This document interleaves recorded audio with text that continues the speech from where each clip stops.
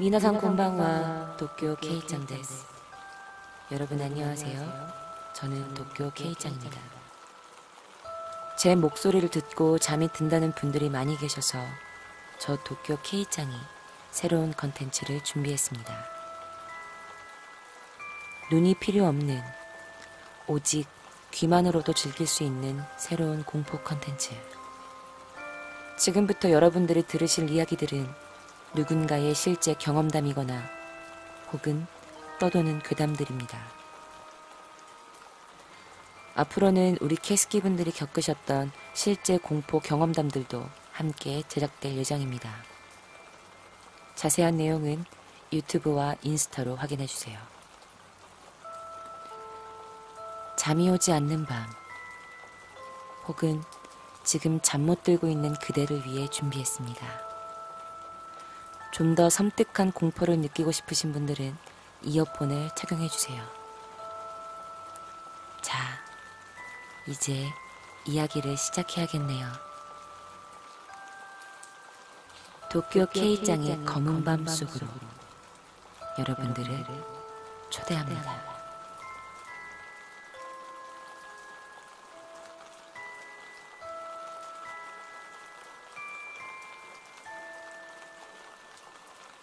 첫 번째 이야기입니다. 한 달째 가위와 악몽에 시달리고 있어. 나는 평범한 20대 여자야. 굉장히 건강한 멘탈을 가지고 있고 인간관계도 좋고 스트레스 받을 일은 딱히 없어. 뭐 어릴 때 풍파가 많아서 지금 나의 상황은 너무나 해피해피한 정도랄까? 그런데 한 달째 가위와 악몽에 시달리고 있어. 첫 번째 꿈은 어떤 남자가 나한테 막 대쉬를 하는데 그 남자는 굉장히 매력적인 사람이었어. 그런데 어느 날 그 사람 뒤에 여자 시체가 수북히 쌓여있는 게 언뜻 보이는 거야. 그래서 뭔가 찝찝한 기분에 이제 집에 가야겠다고 말을 했지. 그랬더니 그 남자가 네 베개만 주면 갈게. 정말이야. 그것만 줘. 그럼 정말 잊지 않아서 갈게. 라고 하는데 꺼림칙한 기분에 베개를 주려고 했어. 근데 뭔가 싸늘한 느낌에 꿈에서 갑자기 탁 깼는데 사실 내가 복층 오피스텔에 있거든? 근데 내가 1층 쪽으로 몸을 쭉 빼고는 베개를 앞으로 건네고 있더라? 조금만 더 앞으로 갔다면 아마 큰일 났을지도 몰라. 이게 악몽의 시작이었어. 꿈을 꾸면 자꾸 누군가 나를 죽이거나 총으로 쏴서 내 뼈를 발라 다 부순다고 하는데 난 너무 그게 무서워서 꿈에서 깬 새벽에 안 되겠다. 1층에 이불 깔고 자야지 하고 계단에 발을 내딛는 순간 잠에서 깨. 그럼 다시 침대야. 그래서 다시 일어나서 1층으로 가려고 발을 내디디면 또 침대야. 계속 반복할수록 기어서 가기도 힘들 정도로 몸에 힘이 없어져. 한 20번쯤 반복하고 머리채로 쥐어뜯으면서 깨야 돼 하고 겨우겨우 깨서 1층으로 내려와서 잤어. 모르겠어. 가위원 눌리면 자꾸 헛것들이 보여. 갈색 머리의 여자가 행거 사이에 얼굴만 내놓고 있다던가 손이 바닥을 훑으면서 지나간다던가 옆에 처음 보는 인형이 누워있다던가 이런 피곤해지는 가위들이야.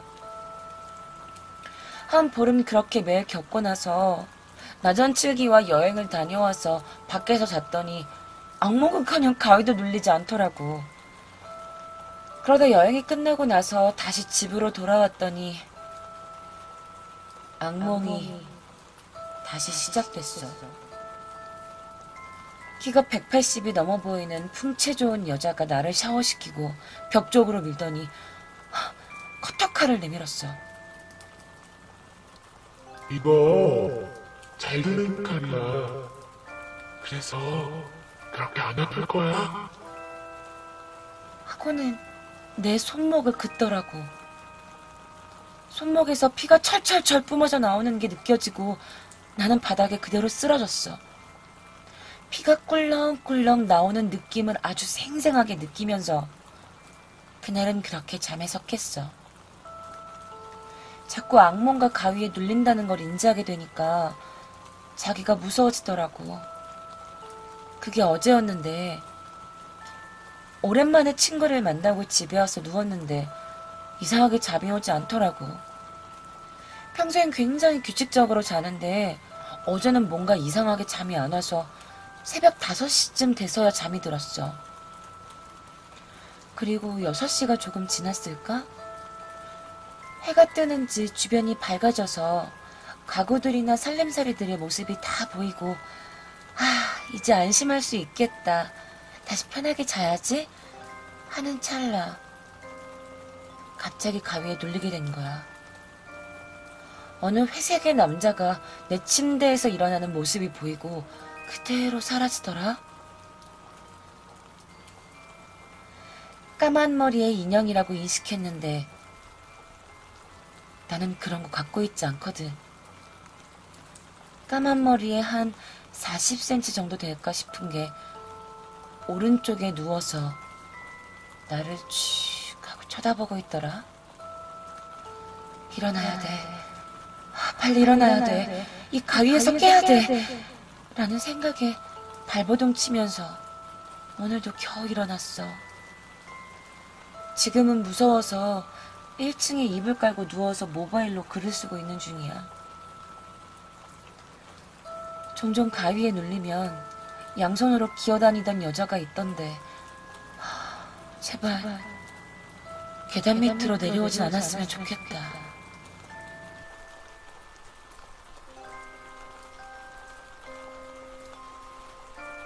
첫 번째 이야기였습니다. 지금 제 이야기를 들으면서 편하게 자고 계신가요?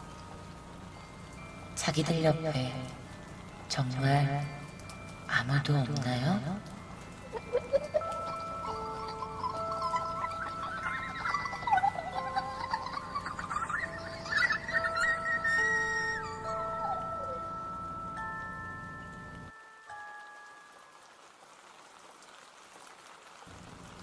두 번째 이야기입니다.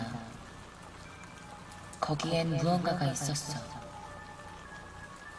안녕하세요. 전 27살 평범한 회사의 월급쟁이입니다. 일하고 보고하고 까이고 다시 하고. 그런데 이런 지루한 회사 생활에 활력소가 되어주는 선배 하나가 있었습니다. 23살에 결혼해서 지금은 애아빠인 29살의 선배님입니다. 나름 회사 내 중요팀의 팀장이니 성공했다고 할 수 있겠죠. 그런데 이 선배가 더욱 인기가 있었던 이유는 유머 감각이 정말 뛰어났기 때문입니다. 정말 생활에 활력소였던 선배였죠. 그런데 어느 날부턴가 병가를 내더니 일주일 후에나 회사로 돌아오더군요. 그리고 아이의 사람이 바뀌었습니다. 유머는커녕 말 한마디를 제대로 안 하고 어두운 곳은 극도로 싫어하고 무엇보다 사무실 안에 혼자 남겨지는 것을 정말 두려워하는 듯 했습니다. 사정을 모르는 전 선배가 아파서 기가 허했다고 생각하고 그날 저녁 선배를 근처 고깃집으로 데려가 술 한잔 하면서 기분을 풀어주려고 했습니다. 그런데 한참 고기를 먹던 선배가 갑자기 얼굴을 굳히더니 저에게 묻더군요. 야, 너 귀신이 있다고 믿냐? 네? 선배, 무슨 말이에요? 그때부터 선배가 겪었던 듣고도 믿기지 않는 얘기가 펼쳐졌습니다. 원래 처음 병가를 냈을 때 선배는 아팠던 게 아니라고 합니다. 직장인들은 다들 알겠지만 금요일 날만 병가를 낼 수 있으면 금, 토일 제대로 놀 수가 있죠. 그리고 마침 토요일이 결혼기념일이었답니다. 괜찮은 펜션으로 여행 가기로 계획을 잡아놓고 병가를 냈던 거죠. 평소 성실했던 선배였기에 부장은 흔쾌히 허락을 해줬고 선배는 들뜬 마음으로 펜션을 향해 출발했답니다. 천안에서 3시간여를 달려 도착한 펜션은 예상대로 분위기 있는 곳이었다더군요. 그날 저녁 선배는 준비했던 대로 멋지게 분위기를 잡고 형수님을 막 덮치려고 하는데 현관문에서 이렇게 똑똑똑 하고 소리가 들리더랍니다. 선배는 짜증이 잔뜩 나서 문을 열었는데 이상하게도 아무도 없었답니다. 분위기를 깨기 싫었던 선배는 형수님께 집주인이 왔었다고 둘러대곤 다시 분위기를 잡으려고 하는데 다시 화가 머리끝까지 난 선배는 다시 문을 열었지만 이번에도 역시 횡. 결국 그날 저녁은 그냥 보냈답니다. 그리고 다음날 계획했던 대로 근처 폭포와 유향지를 돌면서 행복한 시간을 보내다가 갑자기 배가 아파 유향지 내에 남자 화장실로 들어가 변기에 앉았는데 화장실 칸을 누가 또 이렇게 두드리더랍니다. 사람이 찼나 보다 했던 선배는 급하게 일을 끝내고 나갔는데 글쎄 아무도 없었답니다. 어제 일도 했고 해서 기분이 묘했지만 형수님과 함께 그날 일정을 마무리하고 집으로 돌아왔습니다. 저녁을 준비하는데 형수님이 반찬이 부실하다면서 근처 마트에 가서 장 좀 봐온다고 하고 나가셨고 선배는 피곤도 풀 겸 샤워를 시작했는데 한참 샤워를 하다 보니 또 누가 이때 선배 머릿속에 확 스쳐 지나가는 생각이 하나 있었답니다. 첫날 저녁, 화장실, 그리고 지금 상황까지. 문을 두드리는 똑똑똑 소리가 또다시 들어도 무서우리만치 똑같은 박자였다고 하더군요. 똑똑똑. 겁이 난 선배는 문을 열어 제꼈지만 또 아무도 없었다고 합니다. 그대로 문을 열어둔 채로 샤워를 하는데 이번에는 현관문에서 누군가 똑똑똑. 문을 열어도 없고 닫기만 하면 똑똑똑 거리는 그 노크 소리 때문에 선배는 신경이 곤두섰고 작정을 하고 현관문 앞에서 똑똑똑 거리는 소리가 날 때 바로 문을 열어 보기로 하고 현관문 앞에 서 있었다고 합니다. 1분쯤 뒤 다시 들리는 똑똑똑 소리.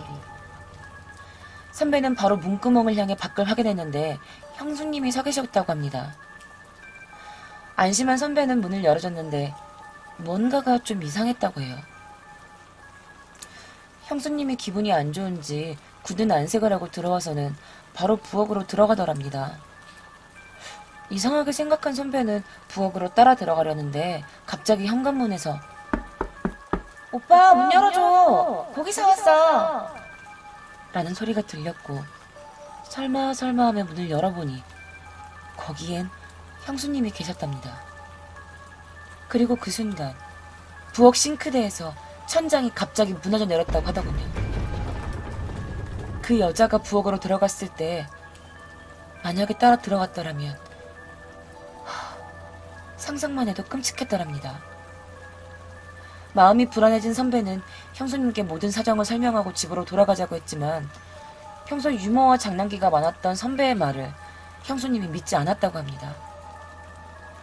방 주인에게 연락해서 다른 방으로 들어가서 저녁을 먹고 TV를 보고 잠자리에 들 때까지 아무 소리도 들리지 않자 선배 또한 안심하고 잠을 청하려는데 다시 들리는 소리. 그제서야 형수님도 서서히 겁이 질리시기 시작했고 한참을 기다려도 그칠 줄 모르는 그 똑똑똑 소리에 선배는 집주인에게 전화를 걸어 문 앞을 확인해달라고 했답니다. 얼마 후 집주인이 다시 연락이 왔습니다.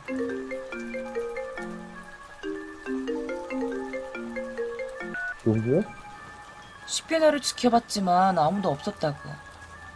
라고 하면서 전화를 끊으려는 순간 집주인이 갑자기 다급해진 목소리로 빨리 당장 그 집에서 나오세요. 빨리요. 선배는 영문도 모른 채 지갑과 핸드폰 그리고 차키만 챙기고는 형수님 손을 잡고 불이 나게 집을 빠져나오는데 현관문을 열고 닫기까지 그 짧은 시간 동안 선배는 무언가를 봤답니다. 밖으로 나와 문을 닫는 순간 안쪽에서 문을 두드리는 손을. 선배는 집주인을 붙잡고 어찌된 일이냐고 따져묻자 집주인이 이렇게 말하더랍니다. 아니, 아무리 봐도 사람이 안 나타나서 전 손님께서 잘못 들으셨나 보다 하고 나오려는데 등 쪽이 서늘해지면서 뭔가 보이지는 않지만 손님 방으로 누가 가고 있다는 느낌이 났습니다. 그래서요? 그게 이거 다른 분께 말씀하시면 안 됩니다. 사실 1년 전에 손님이 처음 묵었던 방에서 웬 아가씨 하나가 죽었어요. 추운 겨울이었는데 친구들끼리 놀러 왔다가 여자가 술 사온다고 나갔다가 강도를 만난 모양이에요. 칼에 찔려서 겨우겨우 방 앞까지 와서 문을 두드리면서 열어달라고 했는데 안에 있던 친구들이 완전히 취해서 못 들었대요. 그래서 결국 그 말을 들은 선배는 당장 짐을 싸서 집으로 돌아왔고 제게 말을 했던 그날까지도 그때의 공포에서 벗어나지 못하고 있는 듯 했습니다. 거짓말 하면서 넘겨야 했으나 선배의 얼굴이 너무나도 공포에 질린 얼굴이어서 도저히 뭔가 거짓말이라고 믿기가 힘들더군요. 그런데 제가 가장 놀라고 무서웠던 건 선배의 형수님은 1년 전에 돌아가셨거든요. 제가 이직하기 전 회사에서 선배에게 실제로 들었던 이야기입니다. 믿기 힘든 줄은 알지만 정말 실하고 선배 형수님이 1년 전에 돌아가신 거 회사 직원들은 거의 다 알고 있던 이야기였습니다. 한동안 힘들어했던 선배도 다 털고 일어나 다시 웃는 모습으로 회사로 돌아왔고요. 그런데 다 털고 일어났던 선배가, 그런 줄로만 알고 있었던 선배가 저에게 하는 말이 병가를 내고 형수님이랑 같이 펜션에 갔다니. 더군다나 선배가 말한 3시간 거리에 있다는 그 펜션은 아무리 검색해봐도 이름조차 나오지 않더군요. 선배에게 정신적으로 이상이 생겼다고 믿는 저는 조심스럽게 병원 진료를 권했지만 선배는 무시하더군요. 그리고 퇴원실에 제 눈앞에서 형수님께 늦는다고 전화를 해야 한다며 전화를 하는데 정말 놀랬던 건 분명히 그 전화를 받는 사람이 있었다는 겁니다. 놀라 자빠질 일이었기에 전 선배가 화장실 간다고 일어서자마자 통화 목록을 살펴봤는데 제 앞에서 통화했던 1월 4일 오후 11시의 통화 기록은 존재조차 하지 않았습니다. 그럼 제가 들은 전화기 너머의 상대방은 대체 누구였을까요? 그날이 있은 후 다른 직원들에게 말은 하지 않았지만 선배와의 사이는 멀어져만 갔고 결국 프로젝트 건에서 심한 말다툼을 하고 회사를 옮기게 되었습니다. 하지만 선배가 아직도 걱정되는 건 사실이네요. 그냥 오늘이 3월 4일이길래 그때의 기억이 생각나 한 줄 써봅니다. 근데 여러분, 저희 이 이야기 하면서 계속 현기증이 나요.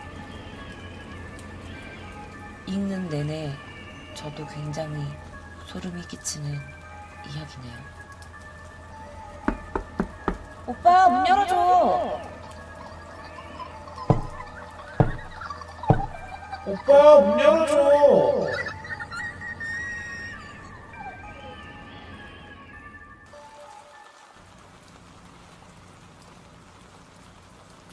세 번째 이야기. 일상 속의 복수가 모여. 무더운 하굣길.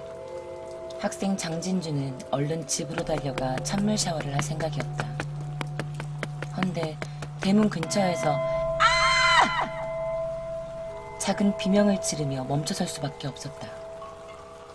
골목길에 웬 할머니가 쭈그려 앉아 무언가를 씹어먹고 있었다.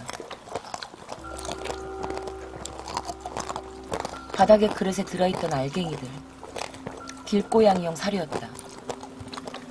인기척을 느끼고 돌아본 할머니는 입안을 드러내며 웃었는데 그 얼굴이 장진주에게는 너무나 무서웠다. 마주친 시선을 억지로 피해가며 후다닥 대문을 열고 들어가는 장진주. 문이 닫히고 나서야 그 할머니가 옆 건물에 사는 치매 할머니라는 사실을 떠올려냈다. 엄마! 호들갑을 떨며 집으로 들어간 장진주는 엄마에게 방금 본 것을 이야기했다. 뭐? 놀란 엄마는 얼른 창밖으로 골목을 확인했지만 할머니는 이미 사라진 상태였다. 혀를 차며 고개를 흔드는 엄마. 아, 혜완에도 참 고생이 많겠어 정말. 본인은 지금 시부모와 함께 살고 있진 않지만 장남인 남편을 생각하면 언젠가는 이런 생각이 괜히 들었다. 장진주는 엄마의 옆에서 고개를 빼꼼히 내밀었다가 걱정스럽게 말했다. 저 사료 엄마가 내놓은 사료 아니야? 뭐라고 하면 어떡하지? 사실 장진주의 엄마는 동네에서 알아주는 캣맘이었다. 가끔 먹이를 주지 말라며 항의하는 사람들이 있었는데 특히 최근에는 그 문제로 2층 아저씨와 크게 다투기도 했었다. 장진주는 이번 일로 또 분쟁이 생길까봐 걱정이었다. 하지만 절대 지지 않는 성격의 엄마는 전혀 신경 쓰지 않았다. 아, 뭘 어떡해. 내가 그 할머니 먹으라고 내놓은 것도 아니고 그 할머니가 뭐 때려 먹은 건데 뭐. 엄마는 장진주가 걱정하는 쪽으로는 생각이 닿지 않는 듯 그저 치매 할머니를 모시고 사는 옆집의 사정만 걱정해댔다. 곧바로 핸드폰을 들 정도로.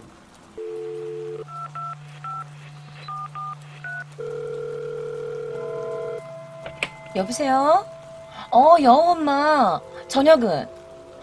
나도 아직이야. 그런데 있잖아 자기. 혜화 엄마는 할머니 알지? 세상에. 장진주의 엄마는 전화로 그 사실을 떠들어댔다. 장진주는 골목길에 덩그러니 놓인 사료 그릇을 보며 살짝 미간을 찌푸리다가 표정을 풀고 돌아섰다. 그녀는 이제 더운 땀이 느껴졌고 얼른 옷을 벗고 샤워를 하는 게 급했다. 별일 없을 것 같다면 말이다. 그 주말이 지난 월요일. 장진주는 학교에서 친구들의 이야기를 듣다가 깜짝 놀라고 말았다. 야, 우리 동네에 파란 대문집에 치매 할머니 있는데 야, 그 할머니 골목길에서 길고양이 사료 주워 먹더라지 뭐야? 뭐? 왜? 그거 어떻게 먹어? 왜 먹어? 소문이 벌써부터 돌고 있다니 장진주는 맹세코 그 이야기를 한 적이 없었다. 그날 엄마에게 했던 말이 전부였다. 그녀는 조금 경직된 얼굴로 친구에게 물었다. 너 그거 누구한테 들은 얘기야? 옆반에서 들었는데? 아 맞다. 너 그 동네 살지? 너 그 할머니 알아? 진짜 이상해? 아니 뭐 잘 몰라. 장진주는 마음이 불편해졌다. 학교까지 소문이 퍼질 정도라면 동네에서는 뻔하다. 그 할머니를 그리고 그 가족을 보며 수군거릴 사람들이 떠올랐다. 학교를 마치고 집에 도착하자마자 소리를 지르는 장진주. 엄마! 거실에 앉아 깔깔대며 TV를 보던 엄마가 화들짝 놀라며 고개를 돌렸다. 아, 깜짝이야. 왜? 뭐? 인상을 찌푸리며 가방을 팽개치는 장진주. 엄마 바로 옆으로 가 따지기 시작했다. 오늘 학교에서 무슨 얘기 들은 줄 알아? 옆집에 치매 할머니가 고양이 사료 주워먹는 얘기 들었어. 근데? 근데긴 뭐가 근데야. 온 동네에 소문 다 났잖아. 엄마 때문이야. 왜 남의 얘기를 그렇게 떠벌리고 다녀? 소문? 뭐 별것도 아닌 거 가지고. 엄마는 시덥잖은 얘기를 들었다는 듯 바닥에 놓인 그릇에 손을 뻗었다. 쿠키 하나를 집어서 입으로 가져가며 야, 그날 있었던 일 얘기한 건데 뭐 그게 뭐 나쁜 말이냐? 엄마가 슝을 봤니? 뭘 했니? 그래도 사람들이 옆집 할머니 볼 때마다 수근거릴 거 아니야. 찝찝하다고. 야, 우리 동네에 그런 거 흉보는 사람 없어 얘. 다들 할머니 걱정하면 걱정했지. 그래도 시끄러. 됐고 이거나 먹어. 엄마는 장진주의 입을 막으려는 듯 쿠키 하나를 입으로 가져가 댔다. 기성품 초코칩 쿠키는 아니었다. 손바닥보다 조금 작은 카페에서 파는 수제 쿠키 같은 느낌이었다. 입을 삐죽이면서도 일단 쿠키를 받아드는 장진주. 좋아하는 간식이었다. 아, 그래도 괜히 나 때문에 이상한 소문 났다고 옆집 아저씨가 화내면 어떡해. 제 할 말을 하자마자 곧바로 쿠키를 베어물고 우물거리는 장진주. 뭐야 이거? 맛이 왜 이래? 카카오 99%라도 씹은 표정으로 쿠키를 내려다봤다. 엄마는 예상한 얼굴을 봤다는 듯이 웃으며 야, 몸에 좋으니까 그냥 먹어. 뭐더라? 아, 뭐 하여튼 몸에 좋은 그거 그거 넣었대. 연애 이효리가 먹는 거 있잖아. 어? 장진주는 미심쩍은 얼굴로 쿠키를 관찰했다. 자세히 보니 정말 초코칩이 아닌 듯했다. 그때 그리고 얘 너도 참 별 걱정을 다 한다. 옆집 혜원이는 신경도 안 써. 이 쿠키도 혜원이가 갖다 준 거야. 아, 진짜? 미간을 찌푸리며 쿠키의 속에 더 집중하는 장진주. 순간 눈을 부릅뜨며 엄마, 이거 이 알갱이 고양이 사료 아니야? 뭐? 모녀의 눈이 쿠키 속 초코칩으로 집중됐다. 둥글고 거친 질감의 갈색 알갱이, 익숙한 가글지니. 아, 진짜, 이 여편네가 미쳤나? 쿠키를 내팽개치며 벌떡 일어나는 엄마.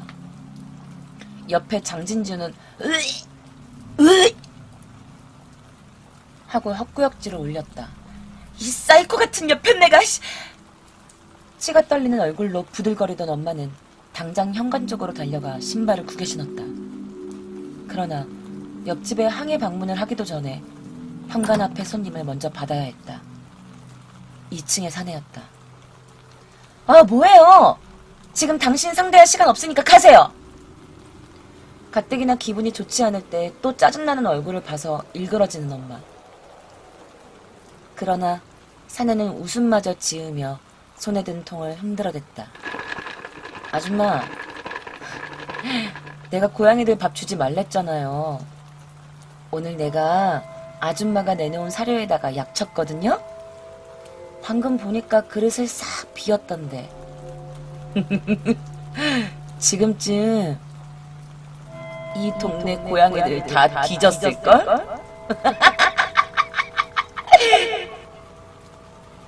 엄마와 장진주의 흔들리는 시선이 한쪽으로 돌아갔다. 방금 먹은 그릇 위에 담겨있는 쿠키를 향해. 오늘 내가 아줌마가 내놓은 사료에다가 약 쳤거든요? 방금 보니까 그릇을 싹 비웠던데. 아줌마도 먹었네?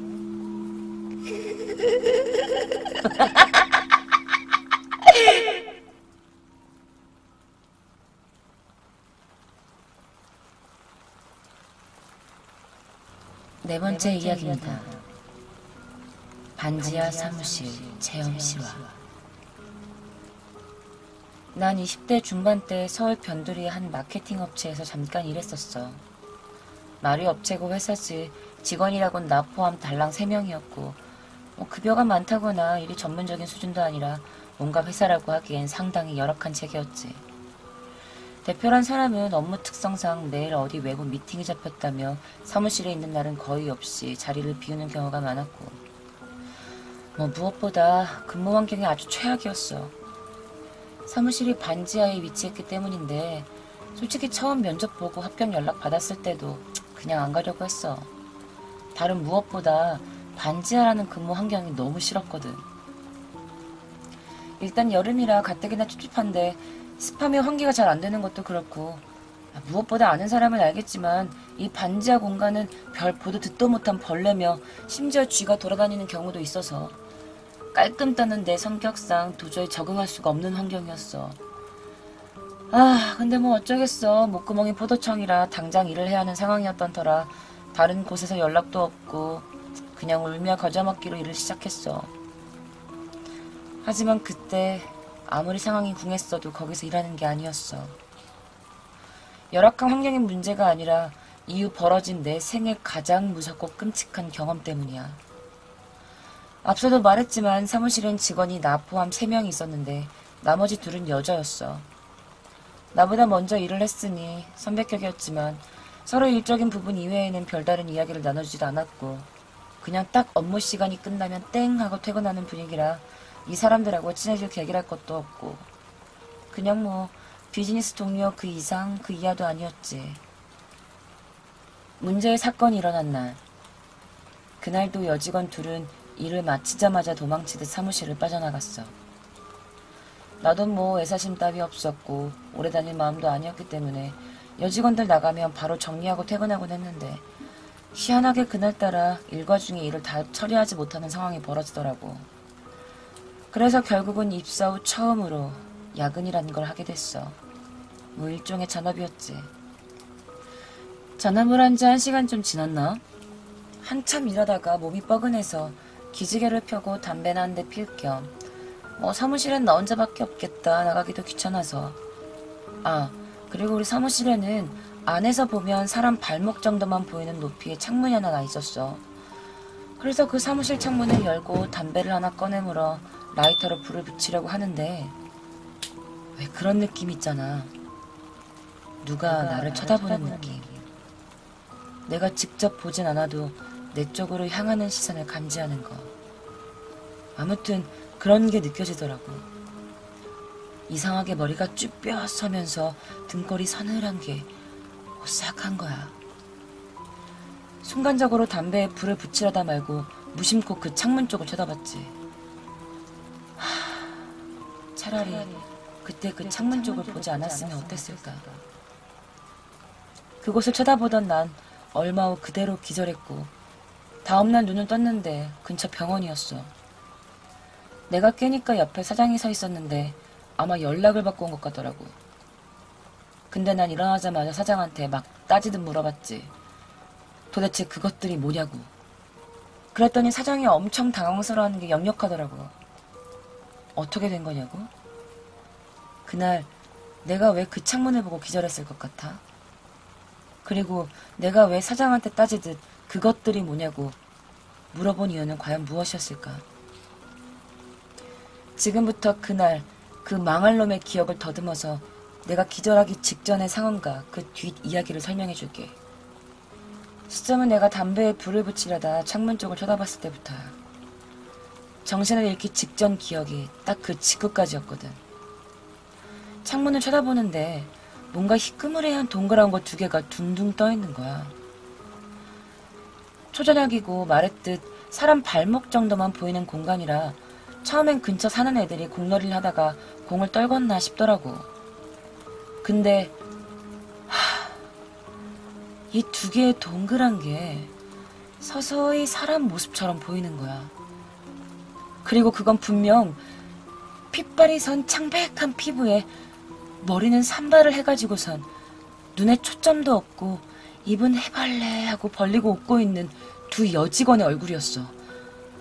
여기까지만 놓고 보면 뭐 엎드리거나 낮은 자세를 취하고 2 사람이 나한테 장난을 쳤다고 가정할 수 있는데 그건 도저히 말이 안 되는 게 그 공간은 사람 하나 들어가면 그냥 딱 그 자세 그대로 발목 정도만 보일 뿐이지 서 있는 것조차 버거울 정도로 아주 비좁은 곳이어서 그 안에서 엎드리거나 심지어 쪼그려 앉는 것조차 불가능해.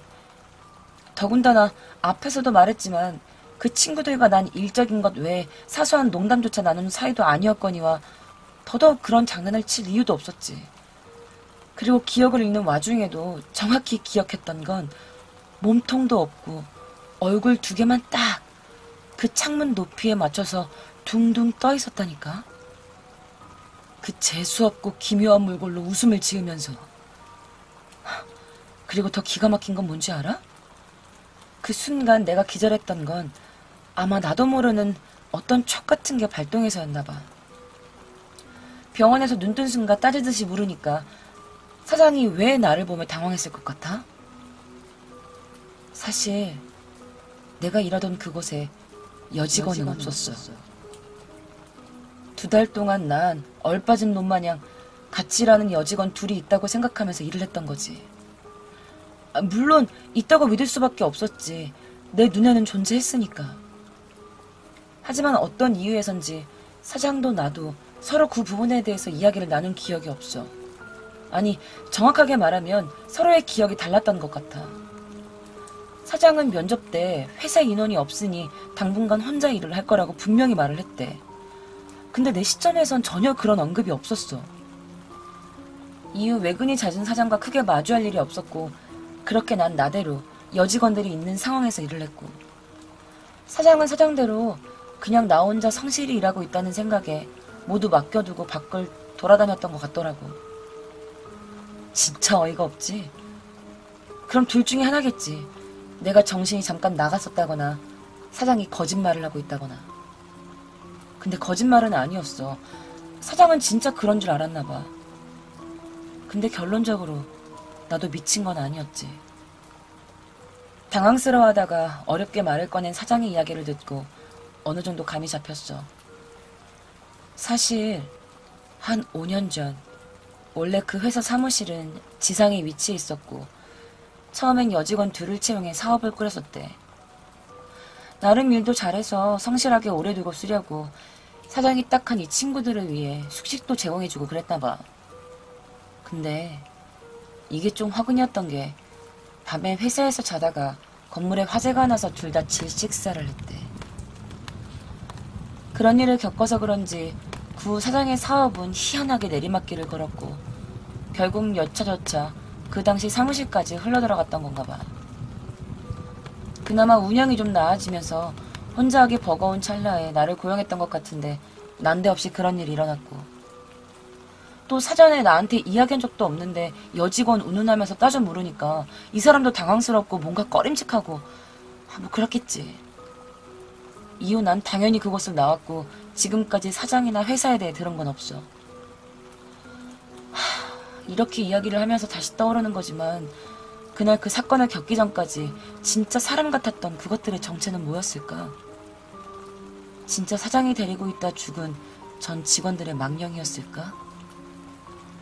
솔직히 난 그 창문 밖 그것들의 모습도 괴기하고 무서웠지만 2달간 정말이지 사람처럼 일하고 말하고 행동했던 그 의문의 정체들과 그 상황들이 지금 생각하면 더 오싹했던 것 같아.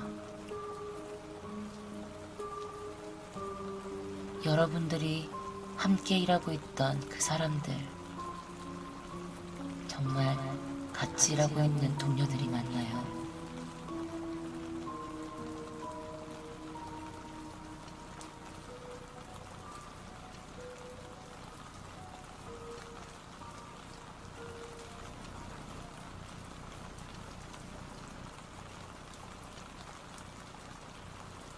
다섯 번째 이야기입니다. 이야기 속으로. 중학교 시절 여름이었네요. 지금은 20대 후반이에요. 땀 뻘뻘 흘리면서 집으로 쫄래쫄래 오니 옆집 아주머니가 와 계시더군요. 우리 엄마의 유일한 친구이자 말동무. 엄마, 내 왔다. 어여 언니라. 아줌마한테 인사 안 하나? 가방 풀고 한락했다. 아줌마 안녕하세요. 어야 배고플 낀데 밥 먹으라서 버터 씻으라. 부엌에 가면은 반찬 다 올려져 있으니까 네가 밥만 푸다무. 알았대. 저는 밥 먹는 와중에 두 분이 무슨 대화를 그렇게 재밌게 하시는지 입은 씹고 있으면서도 귀는 연실 거실로 향했죠. 밥을 거의 마시듯이 먹고 보리차로 입가심하고 거실로 나와 선풍기 앞에 앉았습니다. 선풍기를 강으로 해놓고 얼굴을 가까이 하고선 아 하고 소리를 질러댔습니다. 가 씻나 시끄럽다. 가가 씻으라. 지지부리 하이가 있지 말고. 선풍기 혼자 다 먹고 있노? 알았다. 좀만 이따 씻을게. 그러면서 점점 두 분이 하는 이야기에 귀를 기울이면서 등에 간간히 소름이 돋게 됩니다. 그때부터 들은 이야기가 어머니가 지금 60대 중반이신데 어머니 어렸을 때 기이한 일이 많이 났었나 봐요. 형제도 많았던 터라 먹고 살 방법이 마땅치 않아 다들 뿔뿔이 타향살이를 하며 우리 외할머니, 외할아버지한테 돈 붙여드리고 일주일에 한 번씩 집에 오고 그랬나봐요. 제 큰 이모께서 일주일에 한 번씩 오셨는데 그날 본집에 오는 날이라 마중을 갔답니다. 원래 항상 외할머니 혼자 가시다가 저희 엄마가 하도 바람 쐬고 싶대서 같이 가자고 조르셨답니다. 가시나 마 집에 있지. 뭔데 고생할라고. 그래도 저희 엄마는 좋다고 희죽희죽 웃으시면서 따라 나섰답니다. 토요일날 일이 끝나면 항상 7시쯤이었는데 본집에 오면 9시 정도였다고 합니다. 그때 우리 엄마의 나이는 지금 이야기 속 저의 나이보다 어렸습니다. 그러니까 초등학생쯤? 항상 계곡 위에 다리 끝에서 기다렸는데 그날은 9시 반, 10시가 되어도 큰이모께서 나타나지 않으셨답니다. 아무리 여름이었지만 시골이었던 터라 점점 바람도 거세지고 바람 때문이라기보다는 한기 같은 게 느껴지셨대요. 외할머니도 저희 엄마도 오돌오돌 떠시다가 안 되겠다. 여건이 안 올란 모양이깝다. 가자. 그러시곤 두 분은 돌아섰답니다. 그때 저 반대편 다리 끝에서 엄마 내 왔다 라는 소리가 어렴풋이 들리더래요. 작지만 또렷한 소리였대요. 외할머니는 흠칫 놀라셨고 우리 엄마는 깜짝 놀라서 큰이모께서 오신 줄 알고 외할머니 보고 언니 왔는갑다 이렇게 말씀하시려고 했는데 외할머니 표정이 정말 안 좋으시더래요. 그리곤 하시는 말씀이 뒤도 보지 말고 가재 하곤 저희 엄마 손을 꼭 움켜잡으시곤 침착하게 걸으시더랍니다. 할머니는 경험상 알고 계셨겠죠. 큰이모가 아니라는 거. 엄마는 처음 겪는 일이라 도대체 무엇이길래 저러시나 하며 갸우뚱했지만 직감상으로 할머니의 어두운 표정에서 느낄 수 있었대요. 아, 뭔가 위험하구나. 그런데 한 걸음 한 걸음 뗄 때마다 엄마 너무 급하게 뒤에서 부르더래요. 우리 엄마는 순간 큰이모가 정말 맞지 않겠냐는 의문을 가지면서 뒤돌아보려고 하는데 외할머니께서 꼭 잡은 손을 확 잡아당기시고는 아야 불러도 대답하지 말고 뒤도 돌아보지 말고. 엄마는 그저 멍한 상태에 할머니는 굳어버린 표정. 그렇게 두 분은 손을 꼭 잡은 상태로 집 방향으로 한 걸음 한 걸음 떼셨다고 합니다. 한 걸음 걷고 있으니 또 뒤에서 엄마 또 한 걸음을 떼니 엄마 나중엔 악이 섞인 목소리 같았다고 합니다.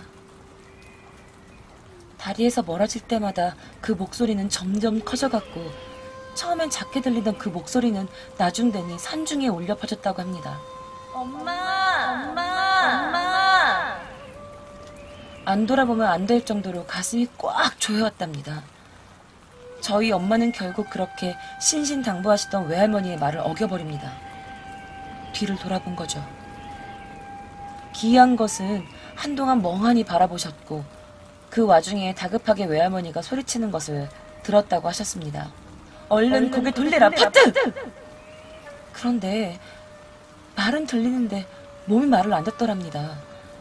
어느 순간 기억이 없어지셨고 그리고 깨어났을 땐 이미 집이었다고 했죠.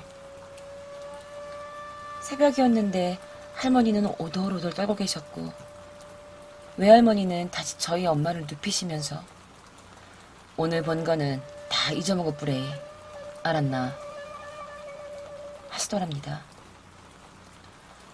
다음날 저희 어머니는 그 다음 상황을 직접 외할머니께 듣지 않고 옆집 할머니와 외할머니가 하는 이야기를 듣게 됩니다.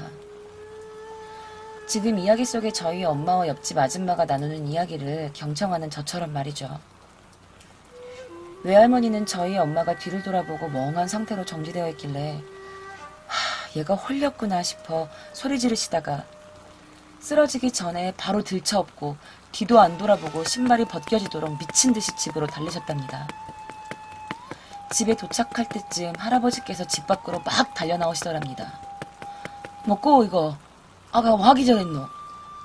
저희 할아버지는 엄마를 받으셔서 안으셨고 외할머니는 터덜터덜 기운 빠진 발걸음으로 집으로 들어와 물 한 모금 퍼드시곤 가쁜 숨을 몰아주시는데 외할아버지께서 하시는 말씀이 너거 나가고 아차 싶던데 크나 어제 편지 왔었다.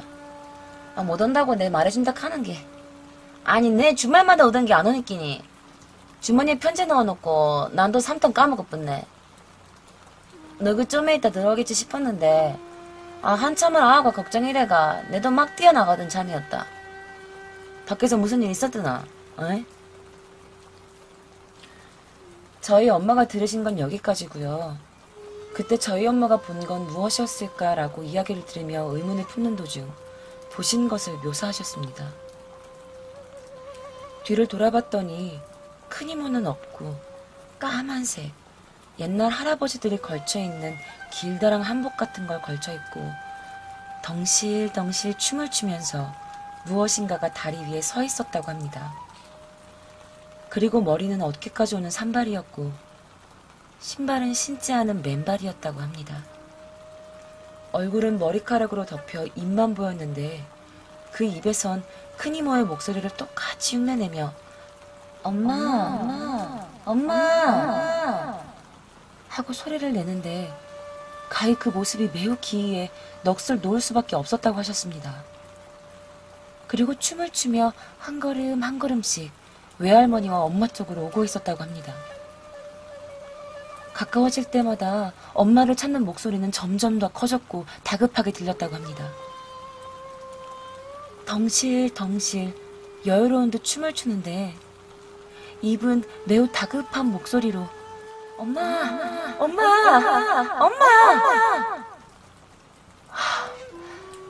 엄마가 묘사한 모습을 도화지에 그림 그리듯 머릿속으로 하나하나 그림을 그리고 있는데 그걸 상상하고 있자니 등줄기에 소름이 돋았습니다. 저희 엄마가 본 건 무엇이었을까요? 그리고 그 춤을 추고 있던 사람은 왜 그렇게 애타게 저희 엄마와 할머니를 불렀던 걸까요? 여러분들도 만약 검은 옷차림에 머리를 길게 내려뜨리고 신발을 신지 않은 맨발에 춤을 추고 있는 사람을 본다면 도망치세요. 그게 꿈속에서라도 말이죠. 엄마!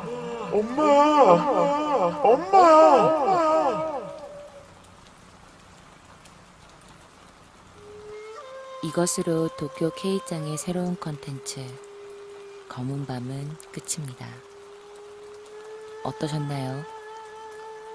지금도 깨어있는 상태에서 제 이야기를 듣고 있는 그대, 혹은 제 목소리를 들으며 잠이 든 그대, 부디 그 어떤 무언가와 함께하는 밤이 아니길 바랍니다.